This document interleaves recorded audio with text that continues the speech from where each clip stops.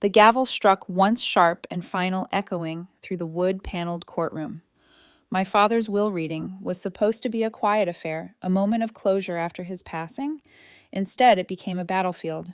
"There she is, the fraud!" Jackson's voice cut through the stillness like a blade. My brother rose from his seat, pointing a trembling finger at me, as though I were an intruder in my own family's story. "She's no soldier, Your Honor. No veteran. Just a liar, feeding off our father's sympathy. No benefits, no claims, because there's nothing to claim. She's a fake vet." The words rattled around the room, drawing gasps from the handful of attendees. Even Judge Harris, known for her composure, paused mid-note and lifted her gaze from the papers before her. My lawyer Thomas didn't flinch. With deliberate calm, he slipped a sealed envelope across the polished oak table toward the judge. "Your Honor," Thomas said evenly, "before these accusations escalate further, I suggest you review this." I sat frozen, my hands clasped tightly in my lap, knuckles white. The envelope was one I had barely been able to look at since Amanda pressed it into Thomas's hands the night before.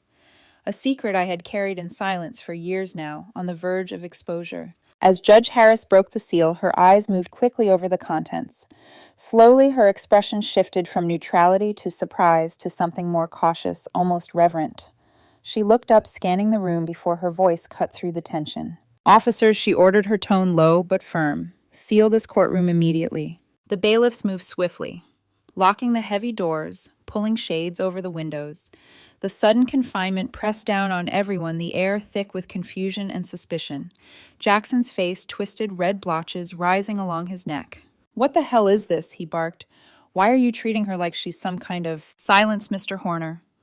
Judge Harris's command cracked like thunder. I sat rigid, my pulse hammering in my ears, watching as Jackson's confidence wavered. He wasn't used to being silenced. Not by Dad, not by anyone. Especially not when it came to me.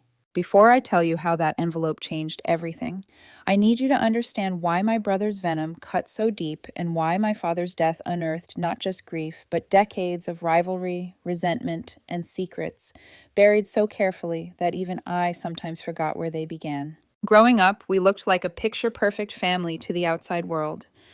The Horners of Pennsylvania, Robert, the hard-working father who built a construction company from nothing. Eleanor, my gentle mother, whose laugh filled every corner of our modest two-story home. Jackson, the golden son, 5 years my senior. And me, the quiet shadow, trailing behind them. The white picket fence out front gleamed, our lawn neatly trimmed. Neighbors envied our American dream. But dreams, like glass, can shatter in silence. When I was 15, that glass cracked beyond repair. My mother, the glue of our little world, was diagnosed with aggressive breast cancer. 6 months later, she was gone, just like that. The loss hollowed us out, each in different ways. Dad buried himself in work 16-hour days at the construction sites to avoid the empty house. Jackson, at 20, stepped into Dad's world, skipping college to become his right-hand man. I, the youngest, retreated into books and grades, trying to build a sanctuary out of academics. But grief doesn't distribute itself fairly. Dad saw Jackson sacrifice the hours at the company. The sweat poured into the business and rewarded it. He didn't mean to ignore me, but he did. My straight A's were acknowledged with a distracted nod, my awards left to gather dust on the mantel. "Jackson is a natural businessman," Dad would say at dinner, pride swelling in his voice. "One day all this will be his to run." The words were sharp, though he never intended them that way. Not because I wanted the company. I didn't. But because they made it clear I wasn't even in the equation. The imbalance was constant, subtle, but relentless. At 18, Jackson got a brand new truck, shiny red paint glinting in the sun. At my turn, A used sedan tires already balding. Dad paid for Jackson's downtown apartment near headquarters, while I was told to save money by staying at home during community college. Even my milestones were stolen. When I was named valedictorian, Jackson convinced Dad they had an urgent client meeting. They arrived just as I finished my speech, my heart dropping as I scanned the auditorium for a face that wasn't there. Later, Jackson shrugged. "You'll have other speeches, Inns. Business doesn't wait." It was always business, always Jackson, and I was invisible. Still, I clung to hope that one day Dad would look at me and see more than his shadow daughter. That maybe my achievements, even if they weren't the kind he valued, would matter. But the divide between Jackson and me only grew wider. What began as sibling rivalry curdled into something darker. He needed Dad's exclusive attention, and he made sure that every step I took toward recognition was minimized, belittled, or ignored. I learned early to keep my victories quiet, celebrating in solitude.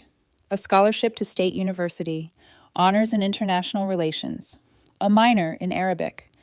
These weren't loud triumphs in our family. They were whispered into journals late at night, ink pressed deep into the pages as though I could etch permanence into a world that overlooked me. I didn't know it then, but those journals would become my lifeline years later. Proof of who I was before the military, before the injuries, before the accusations. Proof that I had always been fighting for a place at the table, long before the courtroom showdown. Looking back, I can see it clearly. The seeds of Jackson's rage were planted in those years. He had been the chosen one, the heir apparent. And when my path diverged into something he couldn't control or diminish, his resentment festered. That's the thing about families. The fractures don't appear all at once. They form slowly, quietly, until one day someone shouts fraud in a courtroom and the whole facade comes crashing down. And there I was, sitting beneath the weight of my brother's accusation, knowing the truth of my service was buried behind walls of classification, sealed records, and scars I could never fully explain. The courtroom fell silent, the envelope in Judge Harris's hands, holding secrets that could unravel us all. This wasn't just about Dad's will anymore. It was about everything that came before. It's easy to point to the courtroom as the moment everything came undone. But in truth, the unraveling began years earlier in the fragile space left behind after my mother's death. Grief is strange. For Dad, it became a hammer, something to beat back silence with endless work. For Jackson, it was an opportunity. For me, it was an emptiness that hollowed out my teenage years, leaving me clinging to books because they were the only things that didn't look at me with pity or impatience. I remember the first time I realized Jackson had become more than just the older brother. He was standing in the driveway, grease streaking his hands, as Dad clapped him on the shoulder with unrestrained pride. "That's my boy, Dad," said his voice booming. "You've got my touch. One day, this company will be yours." I stood at the window inside, clutching a math textbook against my chest, watching the exchange through the glass like an outsider spying on a secret ritual. I wanted to believe Dad didn't mean it literally, that maybe in time I'd matter too, but the words stuck. One day this company will be yours, not ours. Yours. From then on, Jackson was no longer just the son, he was the heir. The favoritism wasn't blatant at first, it slid in sideways, a subtle tilt of attention. Jackson's opinion was sought on contracts even at 20.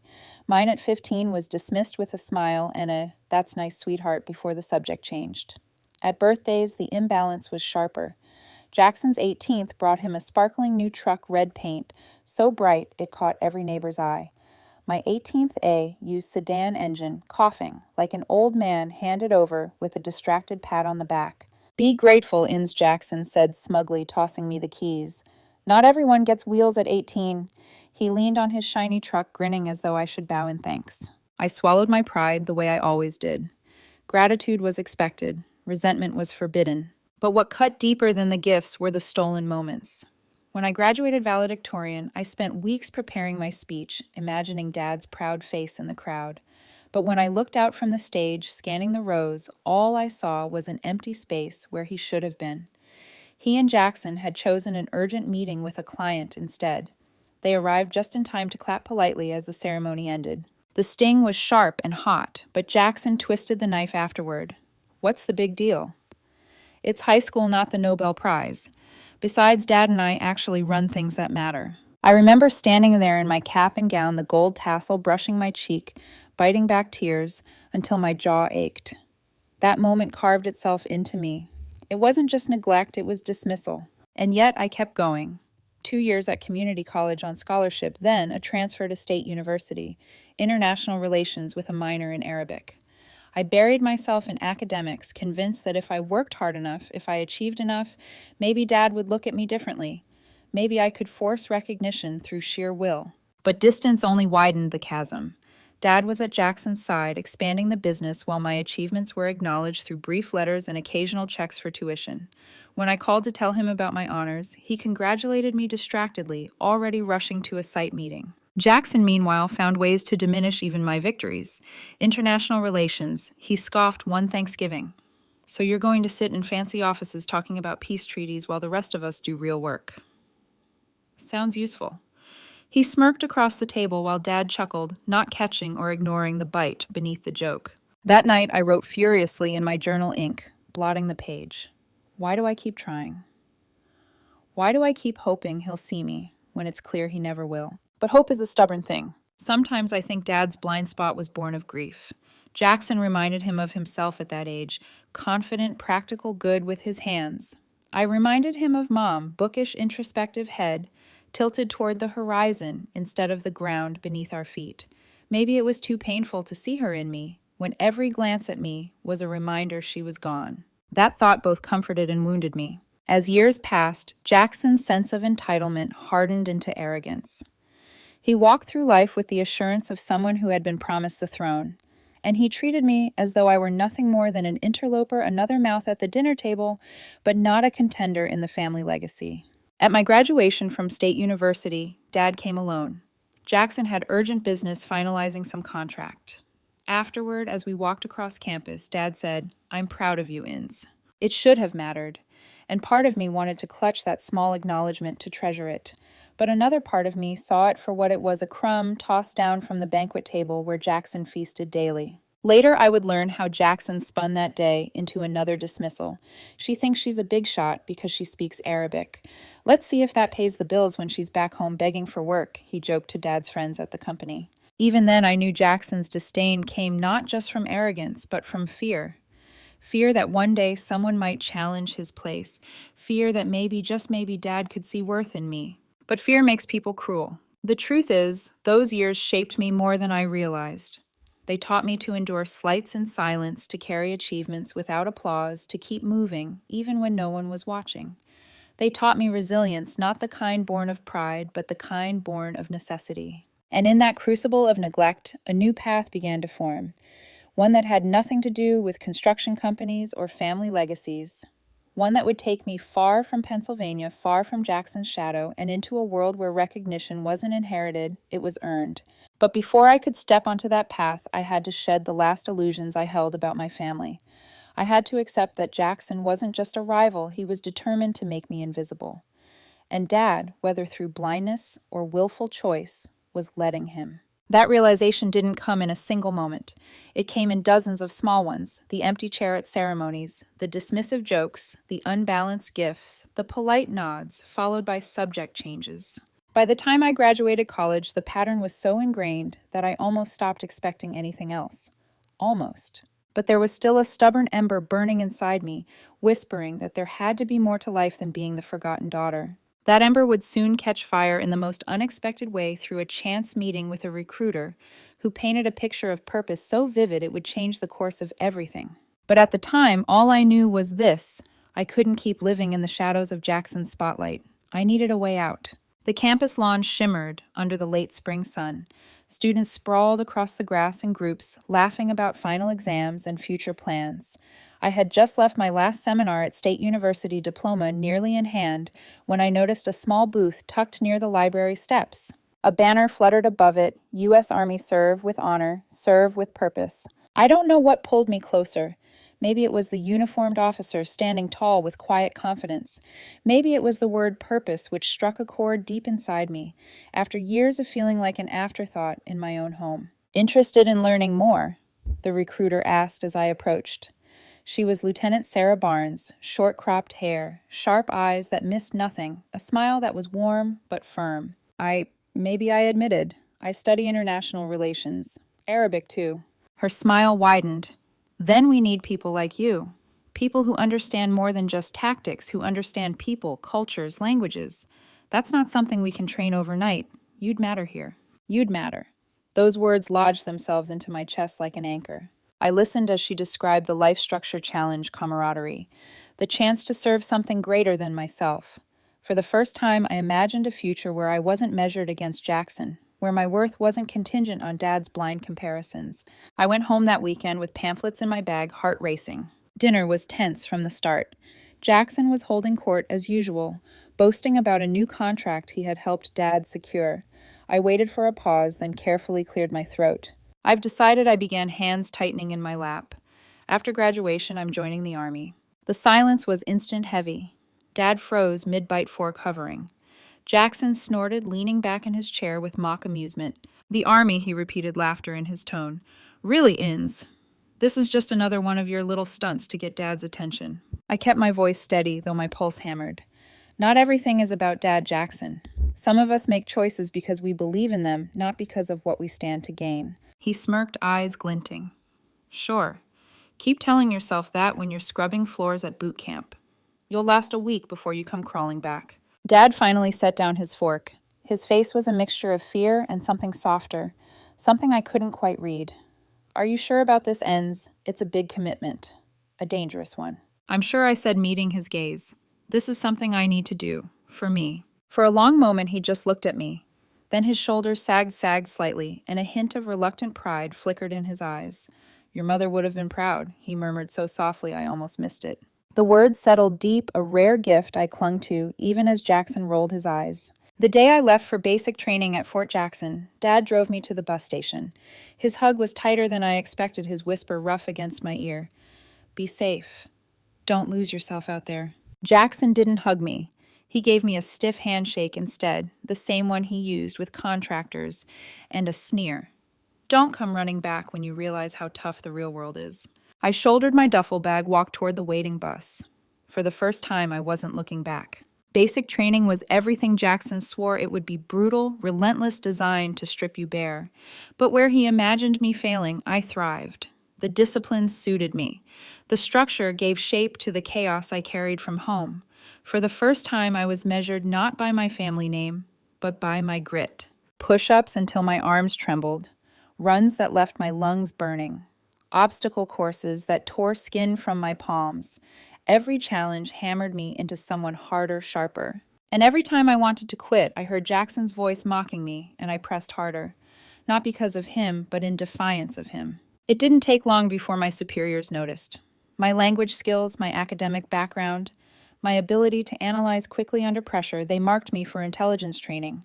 It wasn't the path I had envisioned, but it became the one that fit. That's when I met Captain Amanda Reynolds, 10 years my senior. Her reputation preceded her calm under fire, respected by everyone. She watched me closely during an exercise one evening, then pulled me aside. You've got good instincts, Horner, she said, voice low but steady.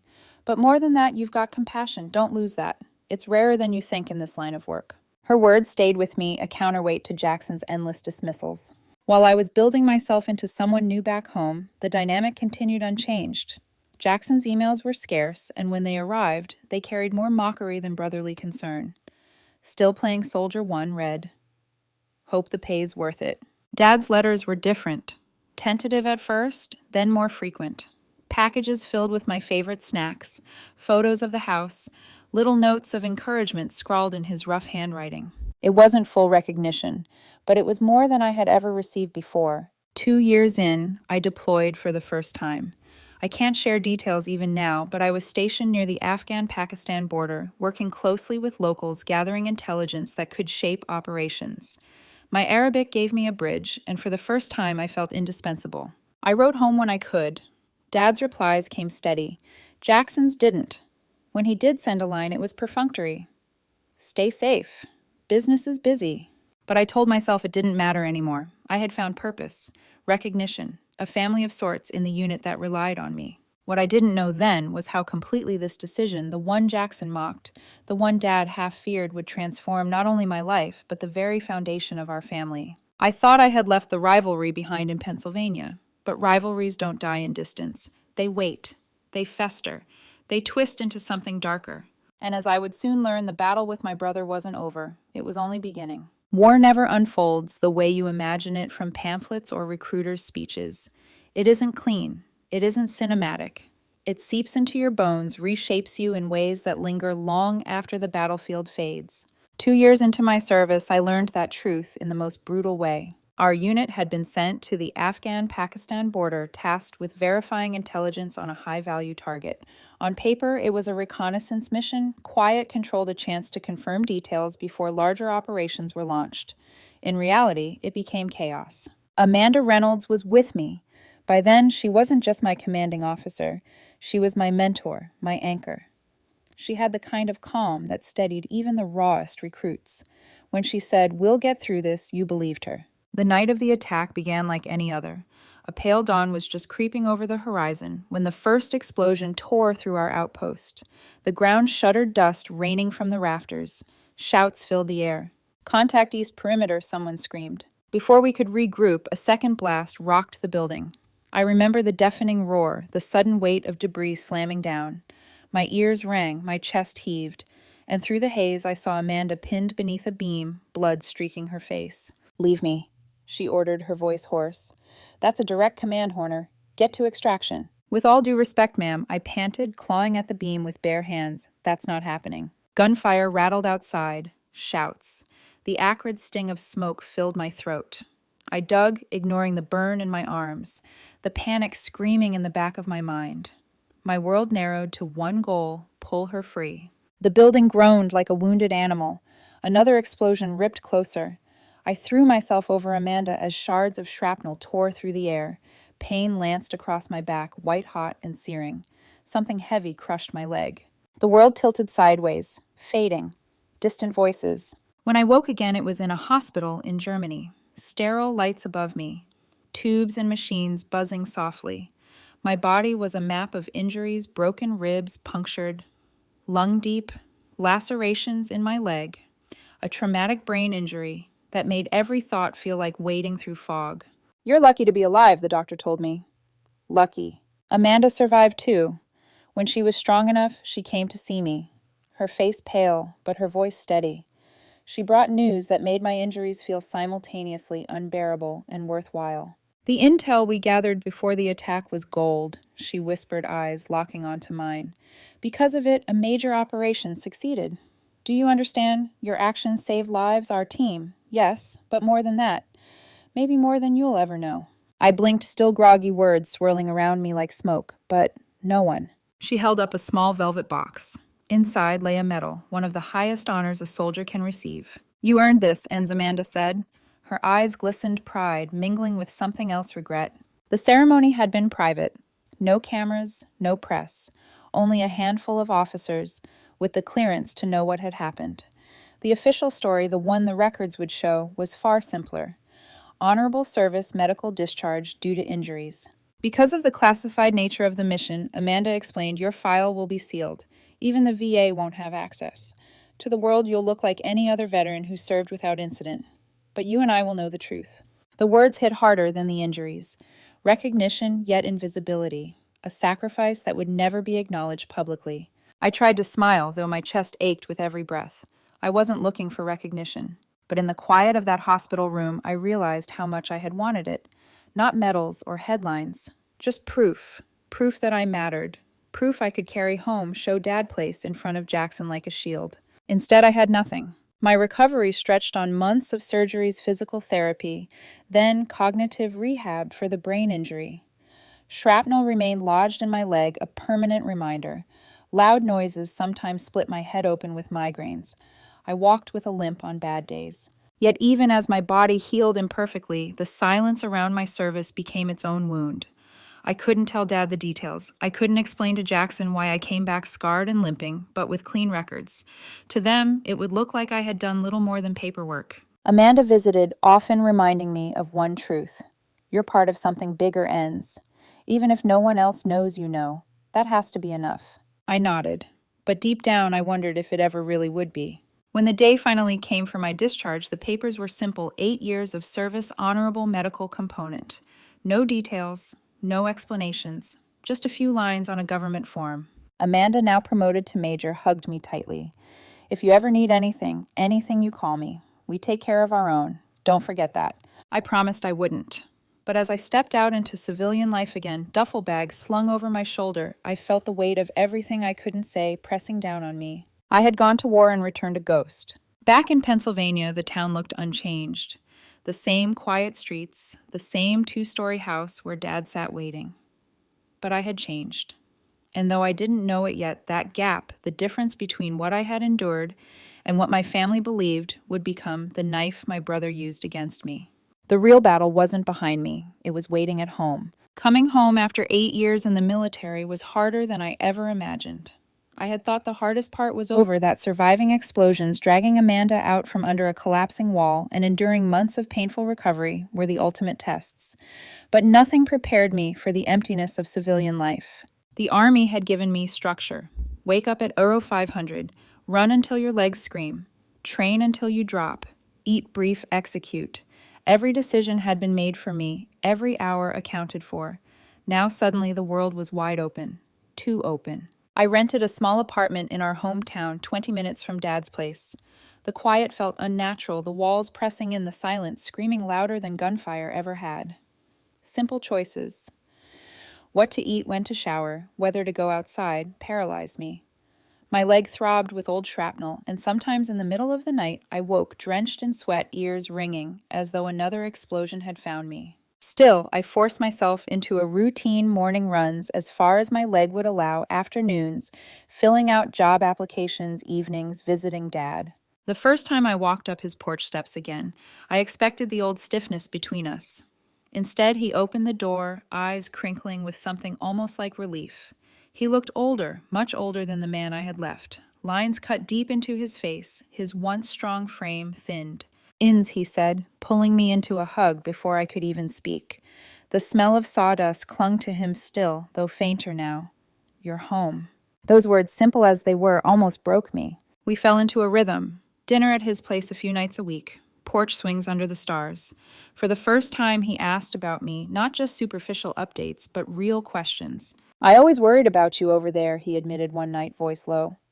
"Kept your picture right by my bed. Said goodnight to it every evening, like when you were little." I blinked, stunned. All those years of feeling invisible, and now he revealed he had carried me with him, quietly, silently. It wasn't the roaring approval I had craved as a child, but it was real, and real mattered. Soon, Dad began involving me in conversations about the company. At first it was casual, asking my opinion on a contract, showing me a proposal.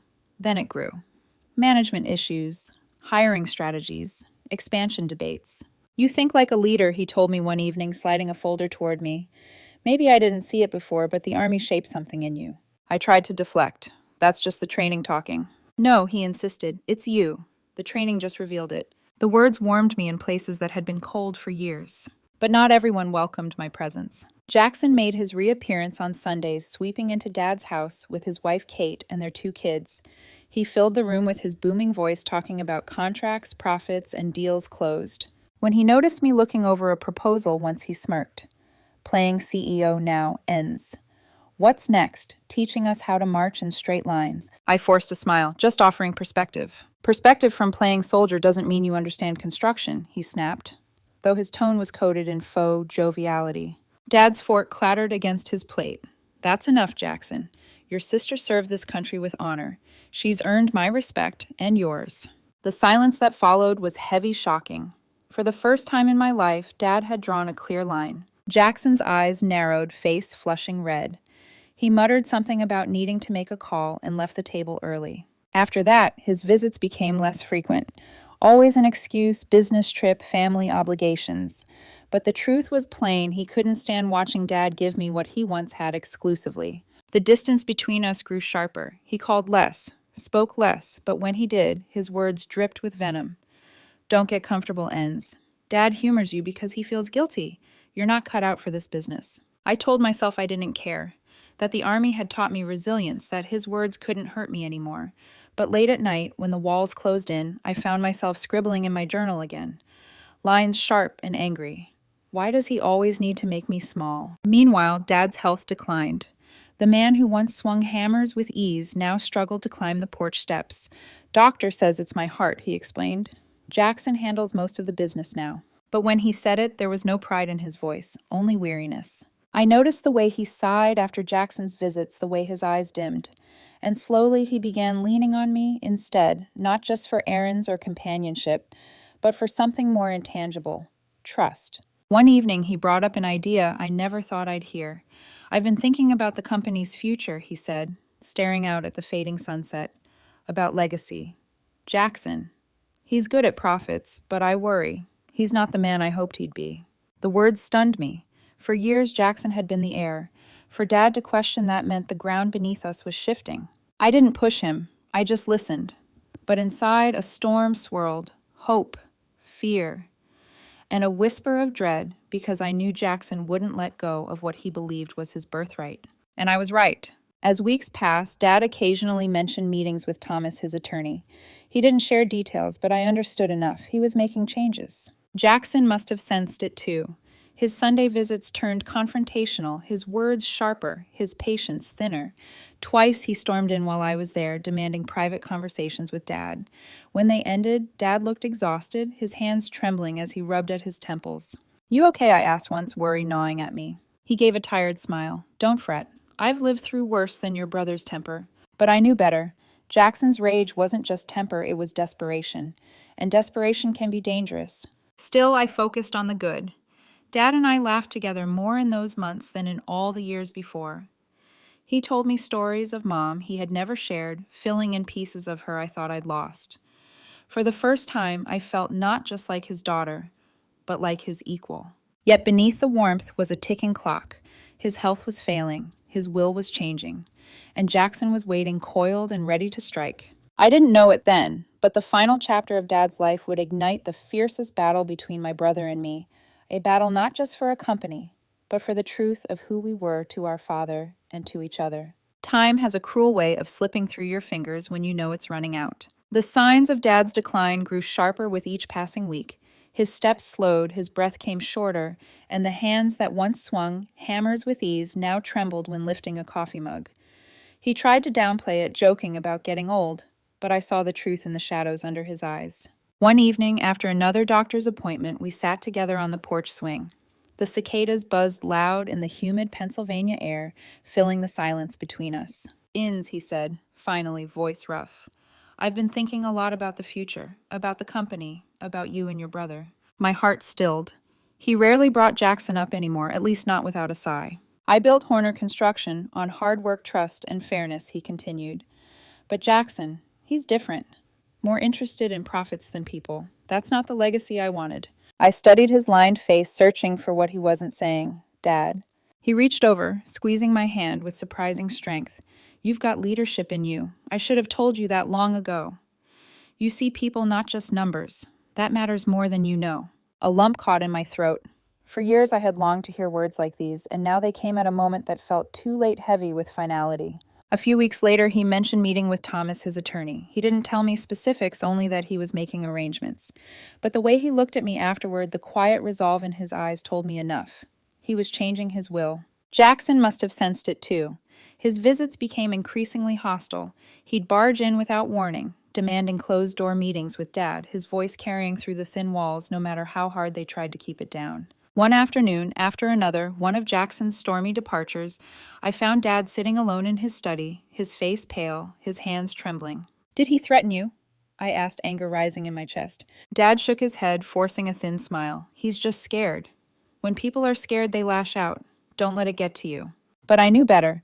Jackson wasn't just scared. He was furious. He had spent his entire life convinced the company was his birthright, and now he sensed it slipping through his fingers. And then just as quickly as the storm had begun, it ended. One crisp autumn morning, I went to check on Dad and found him still in bed, his face peaceful. Too peaceful.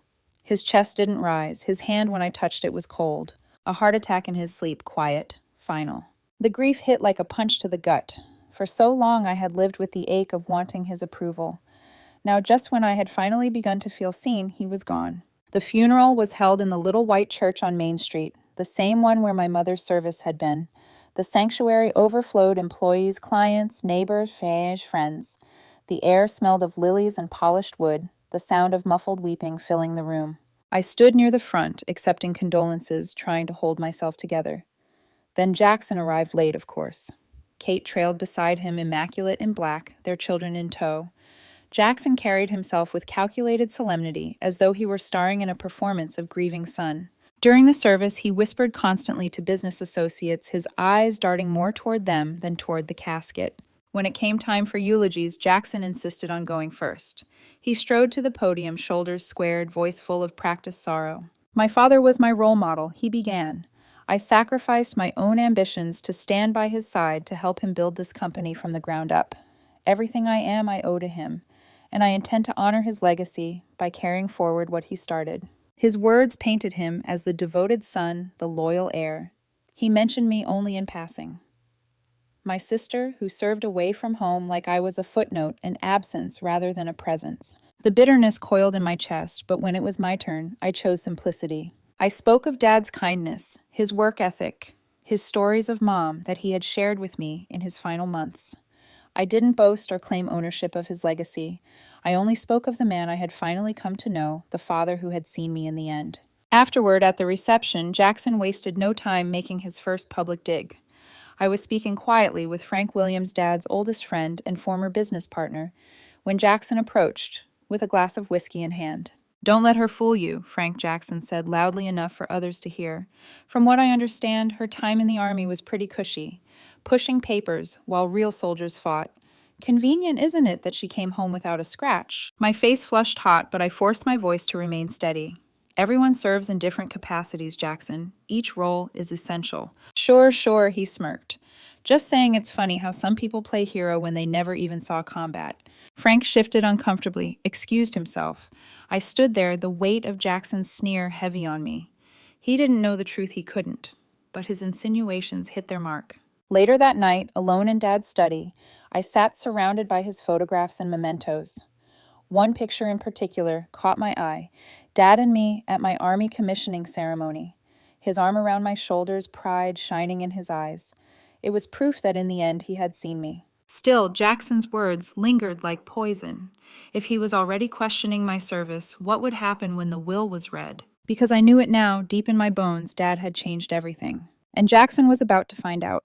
The county courthouse loomed like a fortress, its red brick walls and white columns casting long shadows in the morning light. I pulled into the parking lot, heart thundering. Today was the day. Dad's will would be read. I half expected Jackson to ambush me at the doors, but when I entered courtroom 3, he was already seated at the front, Kate by his side. His posture radiated confidence, as though this were a coronation rather than a legal proceeding. Thomas, Dad's attorney, arranged papers at a side table, his expression grave. Judge Harris presided at the bench, silver hair pulled back, reading glasses perched on her nose. At precisely 10 o'clock, the judge struck the gavel. "We are here for the reading of the last will and testament of Robert James Horner." The formality of her voice made my chest tighten. Dad's absence was palpable, yet his presence filled the room, his decisions, his legacy about to be unveiled. Thomas began with the legal preamble affirming Dad's sound mind. Then came small bequests, personal items, to friends' donations to charities, financial gifts to longtime employees. Jackson's smirk widened, certain his moment was coming. "To my son, Jackson Horner." Thomas read, "I leave 49% of the shares in Horner Construction Incorporated with the stipulation that all major business decisions require board approval." The words dropped like stones. Jackson blinked, his smirk faltering. 49%. Not majority, not control. Thomas continued, his voice steady. "To my daughter, Inzanor Horner, I leave 51% of the shares in Horner Construction Incorporated, along with the position of chairperson of the board of directors." The silence was deafening. My throat constricted. Dad had done it. He had given me control. The legacy Jackson had always assumed was his alone, now rested in my hands. "This is ridiculous," Jackson exploded, springing to his feet. His finger jabbed the air toward me. "She knows nothing about running a company. Dad must have been manipulated. She poisoned him against me." "Sit down, Mr. Horner," Judge Harris ordered, her voice cracking like a whip. But Jackson was beyond restraint. "No, Your Honor. She doesn't deserve this. She was gone for 8 years, playing soldier. And I'll prove it." He yanked a folded packet from his jacket and thrust it toward the bench. "Here, documentation from the VA. No combat service, no injuries, no commendations, nothing. She lied to Dad, pretended to be some kind of war hero, when in reality, she never left a desk stateside." The room gasped. My stomach dropped, blood roaring in my ears. He had actually gone digging into my records. I stood, forcing my voice to steady. "Your Honor, some aspects of my service remain classified. The absence of information in public records does not mean my brother's accusations are true." "Convenient," Jackson sneered. "Classified missions. Please. This isn't a movie, Inns. Stop lying." Before I could respond, the courtroom doors opened. Every head turned as a figure strode in, immaculate uniform, medals gleaming. Major Amanda Reynolds. She moved with controlled authority, her gaze sweeping the room before fixing on Judge Harris. Forgive the interruption, Your Honor. I am Major Reynolds, United States Army. I was Miss Horner's commanding officer. I have documentation from the Department of Defense relevant to these proceedings. Murmurs rippled through the crowd as she produced a sealed envelope. The bailiff delivered it to the judge, who broke the seal and began reading. Her face shifted curiosity, then shock, then something close to awe. Finally, she looked up. This court will recess for 15 minutes. Mr. Horner, Miss Horner, Major Reynolds remain. Everyone else, step outside. The room emptied in a flurry of whispers. Kate shot me a look, half pity, half disbelief, before following the others out. Jackson whirled on Amanda, his voice sharp with fury. Who the hell are you, really? What kind of stunt is this? Amanda's expression didn't waver. This is no stunt. I served alongside your sister in circumstances you cannot begin to comprehend, and I will not allow her record to be smeared by ignorance or malice.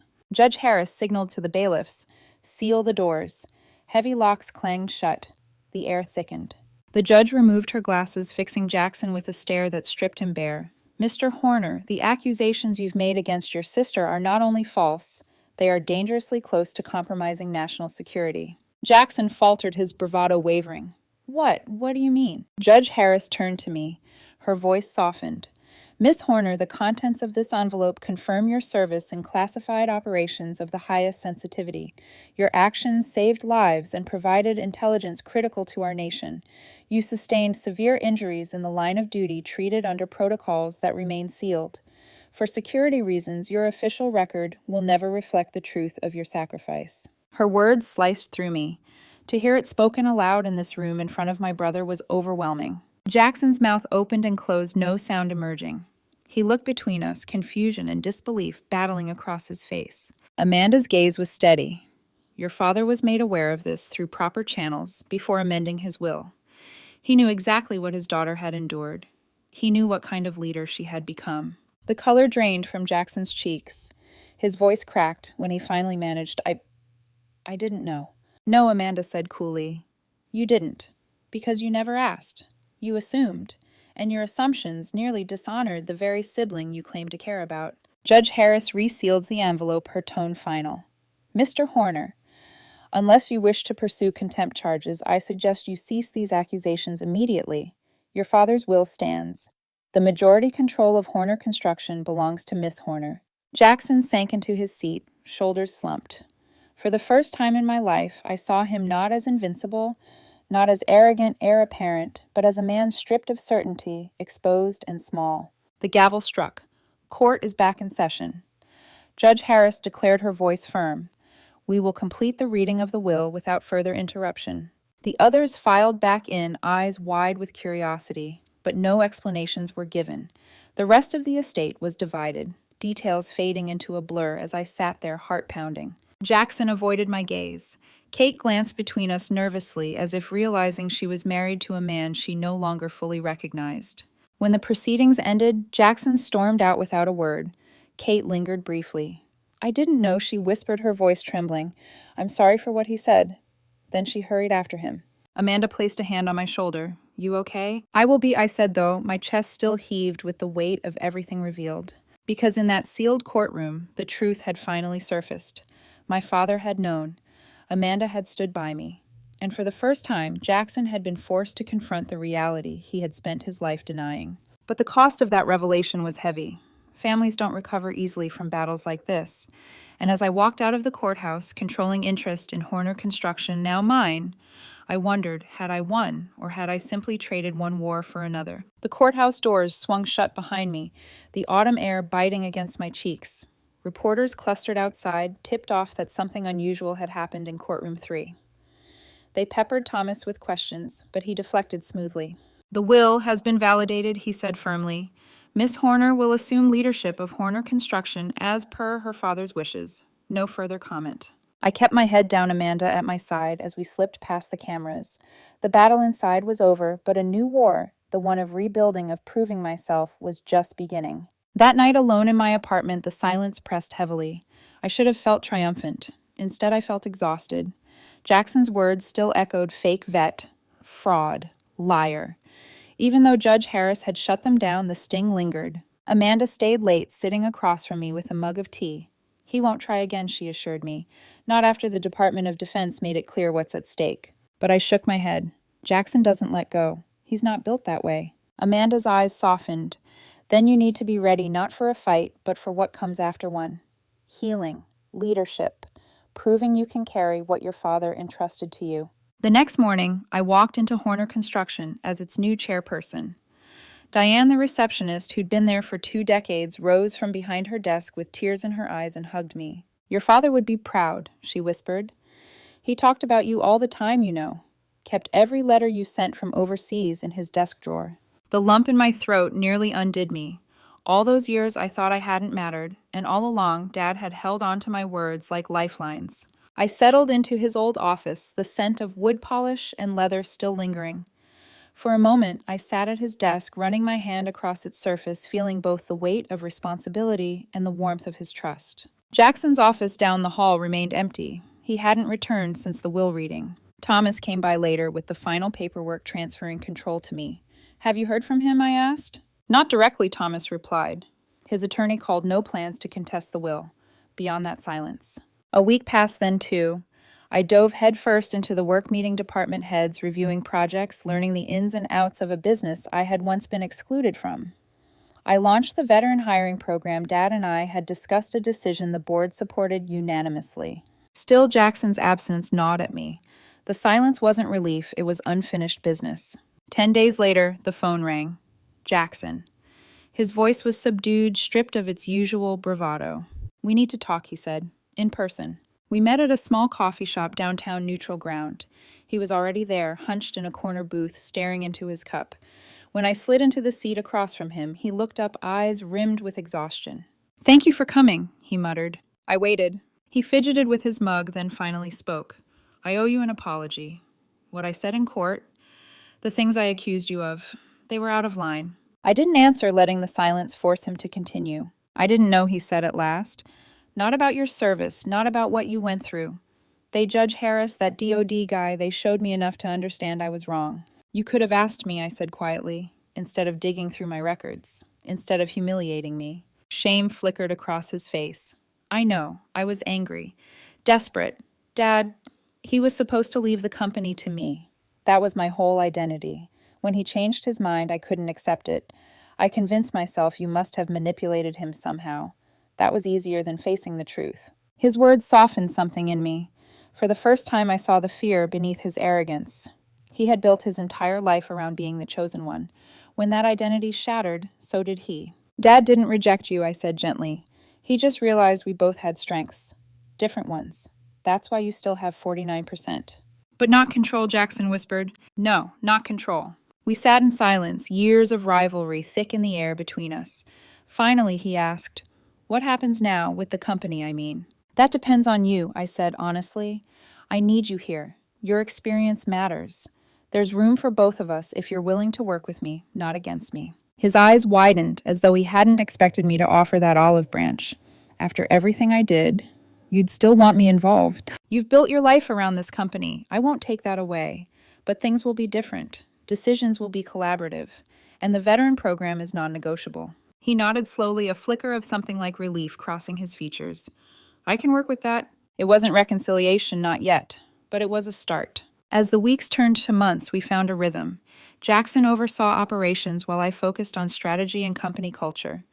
Our board meetings were tense at times, but they ended in compromise rather than shouting. For once, we were building something together, not tearing it apart. 6 months later, the Robert Horner Memorial Foundation was born, dedicated to helping veterans transition to civilian careers. At the launch event, I stood on stage and spoke publicly for the first time about invisible service. Some sacrifices are celebrated with medals and parades, I told the crowd. Others happen in silence, known only to those who make them. Both are equally valuable. Both deserve respect. The applause was thunderous. But what mattered most were the quiet nods from veterans in the crowd, those who carried secrets like mine. 3 years later, I found myself standing at Dad's grave on a crisp autumn morning. The granite headstone read simply, Robert James Horner, beloved father, builder of dreams. I placed fresh flowers beside it, brushing leaves from the inscription. The company's thriving, Dad, I whispered. The foundation has helped more than 200 veterans start new lives. Jackson and I, we're finding our way, slowly, but we're trying. Behind me, Amanda waited near the gate, giving me space. She had become more than a mentor. She was family now, one of the few who knew the full truth of my service and who carried it with me in silence. I touched the headstone one last time, my voice low.